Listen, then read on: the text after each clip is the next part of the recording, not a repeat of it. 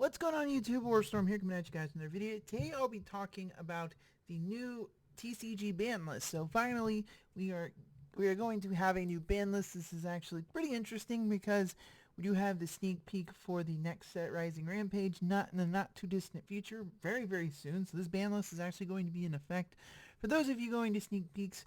And overall I think it's decent, but there's some, I feel like it's with this list, it's like a couple steps forward, but we're taking some steps back. So, with all that out of the way, we'll go ahead and get straight into it. So the first banned card is actually Eclipse Wyvern. So this is kind of, I feel like my time in Yu-Gi-Oh has come a little full circle. So when I first got into the game back in 2014, I remember Eclipse Wyvern thinking it was one of the most broken things ever. I know Eclipse Wyvern, but at the time, this was a time period where you could cause things to fizzle or miss timing. I know that those aren't official terms, but nevertheless, these were things. It was the fact that Eclipse Wyvern did not miss timing. It was one of the few cards in that era when it originally came out that didn't. And the extra consistency, particularly with the Dragon Rulers that it gave Lightsworn Rulers at the time, was just absolutely ridiculous. This is about mid-2014 when the Structure deck came out. And I'm going to be honest, like, I always felt the card was a little bit ridiculous what it does and the plays it enables. So by banning it, you are really limiting, you're basically forcing people who are still playing Thunder Dragons or the Guard Dragon package, they can no longer play Eclipse Wyvern. They have to play Omni Dragon Brotar, which I think is in general, partially the ban list is there to encourage people to get new cards. While a lot of builds were all playing both cards, both Wyvern and Brotar, by banning this card, you will completely take Wyvern out of the picture. And I think it's a good move. You can't really limit Wyvern. If you're going to get rid of it, it has to be completely banned. However, it's pretty insane that in 2019 that this card is on the ban list, but I definitely understand why. If you, for example, get rid of the Guard Dragons, which I didn't think they were going to get hit anyways, Wyvern's still around, so you can still play Curious or other things to put it in the graveyard. So banning it makes sense. It forces people to play Brotar who weren't already, and it makes it a little bit less consistent, but it's definitely, not dead by any means, as we'll see. So as far as the other banned cards, this one's got a lot of people talking, which is Rusty Bardiche is now banned. This is actually the fifth Link monster to be placed on the ban list. This is pretty insane for a new summoning mechanic, but if you objectively look at Rusty as a card, you say, okay, what is Mermaid? Rusty is more powerful than Nightmare Mermaid. If you ban Nightmare Mermaid, Rusty is still a good card. However, in general, the problem with Rusty is that it really limits the way you build decks. If you're going to play Orcus, you have to play Phantom Knights and you have to play Rusty. It really limits the way people build their decks, because if you're playing Dark Monsters, you're almost putting yourself as a disadvantage by not playing it. And without Rusty, without Mermaid, Orcus is not awful. It just has different starter cards and can do a lot of the same things. But without Rusty and with Mermaid, the deck is still intact, just a lot weaker. And if you still want to play an Orcus package, you can. It just doesn't end on double Fogblade. As far as what this means for Phantom Knights as a whole, I also think this is more related to money, because Cherubini did just come out for us TCG players and nobody's playing it. If you want to play Phantom Knights, you're probably going to have to play Cherubini, because it can, and obviously it's not the only level 3 monster we have. There are other things you can put in the graveyard with Cherubini, like, for example, Burning Abyss monsters, Steam the Cloak. These are also level 3s. So this kind of feels like it's the correct hit.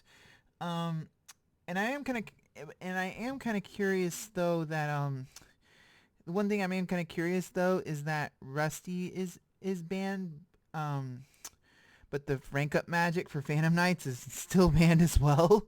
It's a little ridiculous in my opinion, but I understand. There's still, I can understand, like, as a thought, combos are a thing. So these are the only banned cards, and I think they are understandable bans, but kind of strange. It's kind of crazy how Yu-Gi-Oh kind of goes full circle there, as I mentioned earlier with Wyvern. So as far as the limited cards, so Altergeist Multi-Faker is now at 1. I This feels a lot like what Konami did when they hit Spiral, but also hit Pendulum Magicians, getting rid of banning both Double Iris and Joker. It feels like Konami is hitting Multi-Faker because they don't want Altergeist to be the best deck. And I can understand that mindset. They don't want, it's not really fun for people going to tournaments if a best deck is a super duper trap heavy deck and there's not a lot of other things running around. It makes sense. And I think between the new Salomon Great Link Monster and Sangan being able to search Multi-Faker, they felt like the deck would be a bit too strong if they kept Multi-Faker at 3. And the fact that it is still pretty highly accessible, it's not the end of the world. But it makes sense. I can understand why they're hitting it. It does make sense. As far as the other limits, Black Dragon Collapse Serpent, and I'm just going to scroll down for a minute. Don't get mad at me. And Wyvern Buster, both the baby Chaos Dragons, are also limited. I understand why they limited both. You could argue that one or the other could be limited, but the way I see these baby Chaos Dragons, it's the fact that, not so much the fact that they search each other out, which is still powerful, but it's also, to me, the fact with these cards is that they work so well with Thunder Dragons, and they are still free bodies no matter what. Like, they're too free, and I don't know if they're quite playable at all limited now. It's really difficult at this point to judge, but I understand limiting both rather than limiting one or the other. Or banning one and keeping the other, because at the end of the day, they're free bodies that search each other, so I understand why they limited both, and it does make sense. To me, at least, I can see why they did both. Then Salomon Great Gazelle has now been placed at 1. This is the best Salomon Great monster. This is I feel like the hit a lot of players were talking about and seeing coming. I do think Salomon Great in general is a fair deck, but I don't think what's not fair is the fact that off of one card, being able to do these all +6 combos super consistently. You're hitting Salomon Great consistency, but you're not killing the deck, which I think in general this is kind of the types of lists we get this time of year. Konami doesn't want to rock the boat too much right before Worlds. They want to hit the decks, but not kill them, and I think that's what this list accomplished. Tempest is also back. I honestly didn't think we would ever see the day where Dragon Ruler came off the list.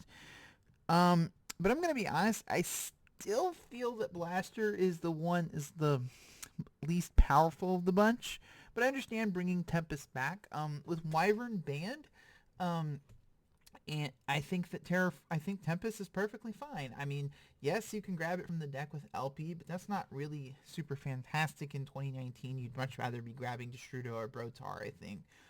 And it's just a good card, and I think it's good to have more, like, I would personally like to see Blaster and maybe title comebacks, me personally, but I'll take Tempest for now. I think it's a good move. With Wyvern gone, the biggest thing I feel like with Wyvern was the fact that they didn't want to bring Tempest back and also have Wyvern around, because Wyvern and Tempest are one of the reasons why the Dark Matter was so strong in the first place.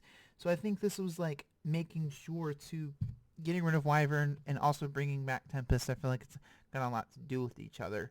And Degusto Emeril is actually back. I honestly, to this day, have no idea why it was banned in the first place, outside of just being a Zodiac combo piece. And at 1, Emeril is fine.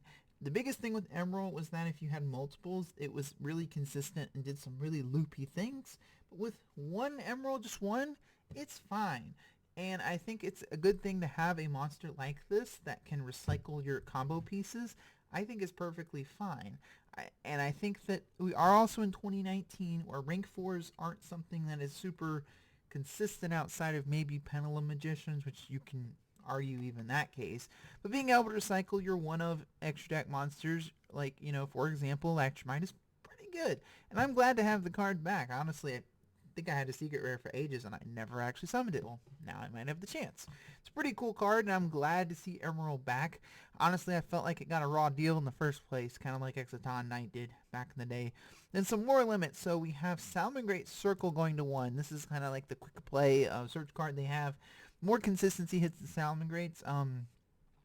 So if you aren't already playing Signet mining, you are basically forced to now. I think if you want to play, I think what this means is it's another consistency hit. The deck's not bad.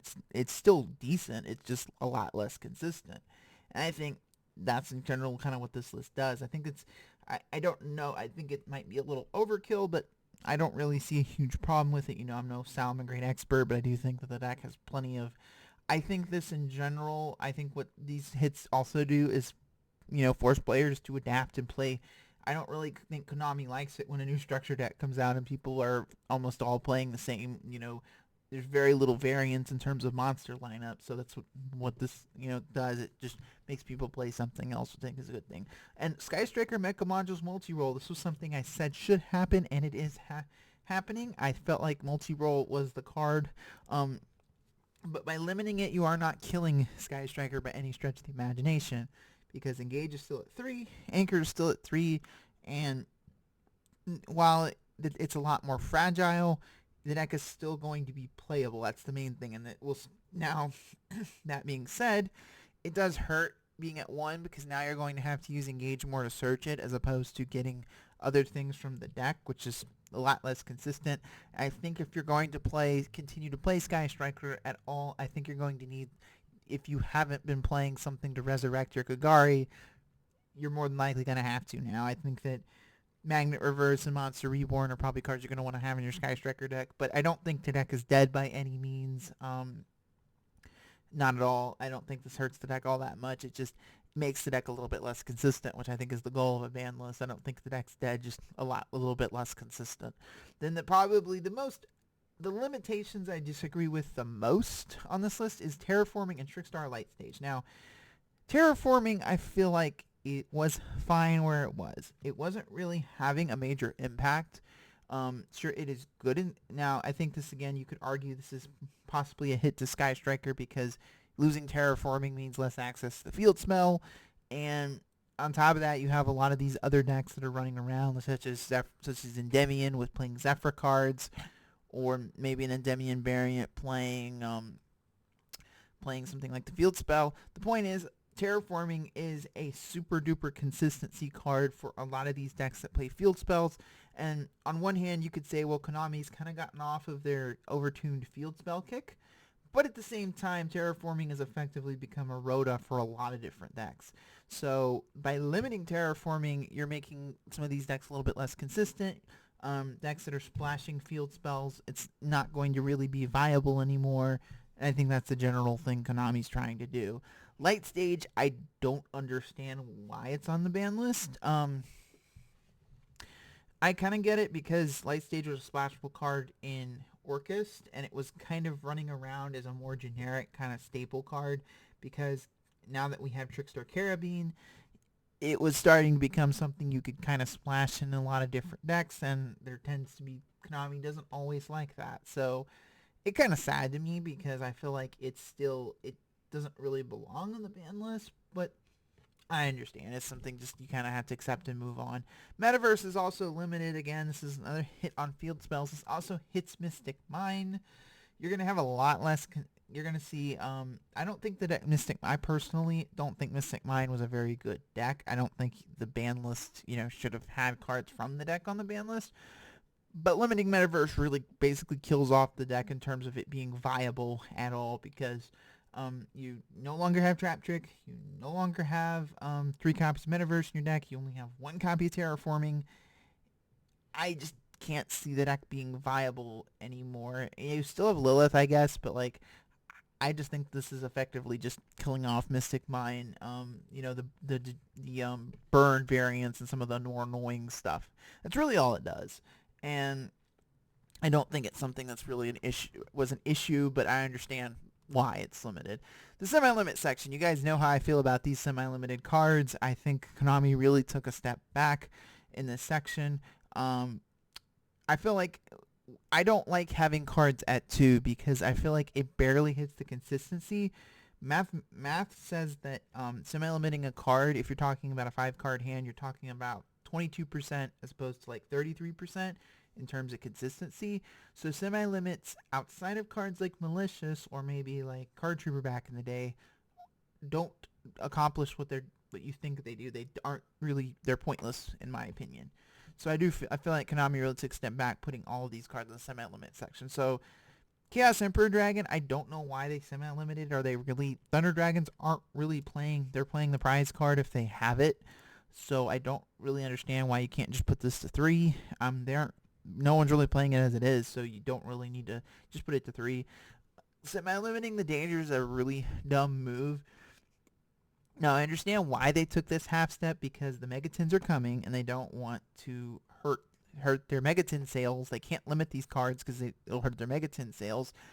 And semi-limiting them also means that people play other dangers, which helps to sell the other dangers in the Megatins. People may want to get a hold of Bigfoot, Thunderbird, Chupacabra, Mothman, the other dangers. And I think if that's what they're trying to accomplish, then it makes sense. But I don't really think this hits the danger consistency enough to warrant being on the ban list. Aether coming to 2, I mean, I honestly feel like Aether could be at 3. I don't know if, I feel like of the Monarch cards, Pantheism is still the most powerful of the bunch. Aether coming to 2 isn't really going to shift Monarchs all that much. It could honestly be at 3 in 2019. Stratos, Stratos really wasn't having a major impact at 1. I don't think that an extra copy is going to make that big of a deal. But I could be wrong. You never know. Dragonfly, I've just put Dragonfly to 3. It's 2019. I get it. We're in Link format, and Dragonfly is a pretty good source of Link fodder, but we are also in 2019. Just put it to 3. Damage Juggler, good. I love Damage Juggler as a card. I'm glad it's coming up, especially because with Brilliant Fusion now limited, so it's not the most consistent thing in the world, so good to have it back at 2. Shrew it, put it to 3, I don't know if, honestly, don't think, back in the day, I don't think Necros even played 3 Shrew it, so just put it to 3. Royal Tribute, this is kind of the weirder one for me because it is a hand loot, but it's also for a rogue deck that got support ages ago and doesn't really do anything. However, it's still a pretty powerful card, but I understand, like, it's kind of like emptying out the ban list, freeing stuff for more things, so I understand, but I don't feel like Royal Tribute's going to have that big of an impact in 2019.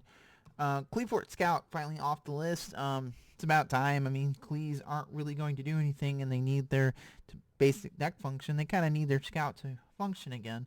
Luster Pendulum, I don't feel like this is going to have a major impact, even though you do have things like Ignister. Ignister's still at 1, so I don't think that, and people haven't really been playing Luster Pendulum, even with Guard Dragons being a thing, so I don't really think that it's going to have a major impact. Trish coming to 3, I know a lot of people were scared of this card because back in the day it had some really, but I also thinking we are into Link summoning, so I don't know if spamming out 3 Trish is going to be something that's super duper consistent in 2019, but feel free to prove me wrong. I don't, but it's an interesting change. If nothing else, I would have perfectly been fine if Trish stayed at 1, but we'll see what happens. Dark Hole, we have Slumber at 3, and I honestly don't think Dark Hole was really that relevant. The only reason it was limited in the first place was because it was a staple during Zodiac format, so we're out of Zodiac format. Distraction's not as relevant, so Dark Hole can get 3. Monster Gate at 3, so bear in mind that Monster Gate is at 3, and Reasoning is still at 1.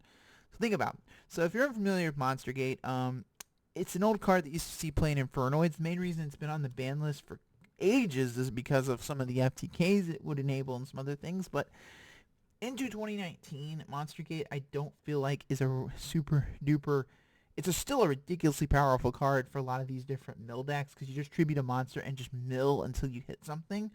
So for Infernoids, this is fantastic support, and for a lot of these different decks that need to mill things, it's a free mill, so like and it's a free special, it's a free, so like I don't really see, like, I definitely think it's good to have, more copies of Monster Gate, but I think it's kind of crazy that Reasoning is still limited, but we can have 3 Monster Gate. But it's good to have it off the list. Rekindling is an interesting card.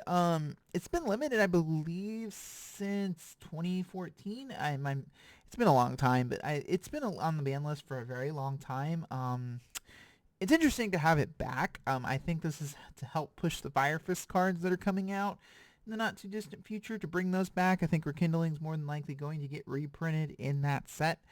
If I'm not mistaken, some of the Salomon Great monsters also have 200 defense. Don't quote me on that. I'm not a Salomon Great player. I haven't hardly played against the deck. So, but it's pretty cool to see Rekindling off the list. It is still, a effectively a soul charge. So it's, cards like that will always really be good in some form or fashion. Super Poly is back up to 3. It's still a fantastic card, but I don't think it's something that you can really splash in every deck in 2019. You've got to dedicate extra deck space, and most decks don't have room for, super poly targets,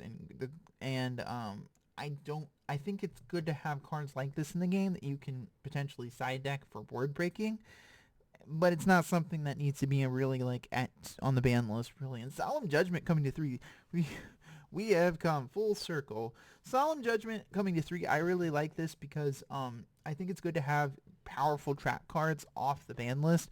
Warning is still on the ban list, obviously, but Judgment is kind of like a catch-all. It catches almost everything, but you also are paying half your life points. And I don't think that is I think that is definitely a factor, especially in 2019 where we have the time rules and whatever. So I'm glad to have it back, but I don't think it's going to have a drastic... I think it's going to be good for a lot of these back row decks.